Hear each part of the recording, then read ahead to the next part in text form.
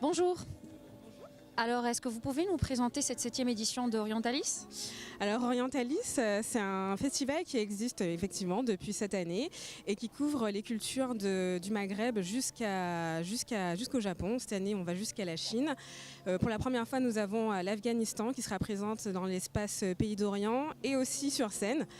Cette année, on reçoit 12 pays dans l'espace Pays d'Orient. On peut retrouver de l'artisanat, des ateliers de danse, des ateliers de musique. On a 2 scènes. À SNTD, on reçoit des artistes qui sont déjà venus ou alors des artistes qu'on a envie de mettre en avant. Et sur la scène Médina, c'est une scène qui bouge beaucoup plus, où on reçoit beaucoup plus de monde. Il y a des spectacles vraiment continus, surtout le samedi et le dimanche. C'est une animation qui est familiale, elle est ouverte vraiment à tous. Donc on reçoit en général un public averti, mais on est aussi beaucoup touché par les touristes et par les Montréalais au sens général. Orientalis, c'est un spectacle qui veut en fait faire fusionner les cultures au sein de Montréal, parce que Montréal est pluriel, parce que Montréal c'est le multiculturalisme.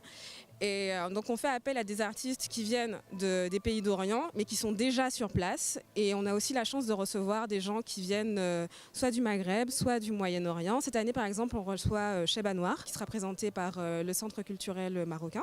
Alors, vous avez parlé des nouveaux pays qui sont présents dans cette édition. Est-ce que vous pouvez nous dire s'il y a de nouvelles activités plutôt par rapport aux années passées? On reçoit pour la première fois les auteurs de la diaspora arabe et berbère, qui viennent présenter plus de 200 titres avec plus de 30 auteurs. On pourra découvrir des conférences, des débats, des dédicaces. On est très content de les recevoir parce que ça ajoute un volet littéraire à notre volet culturel qui regroupe déjà la musique, la danse et l'artisanat.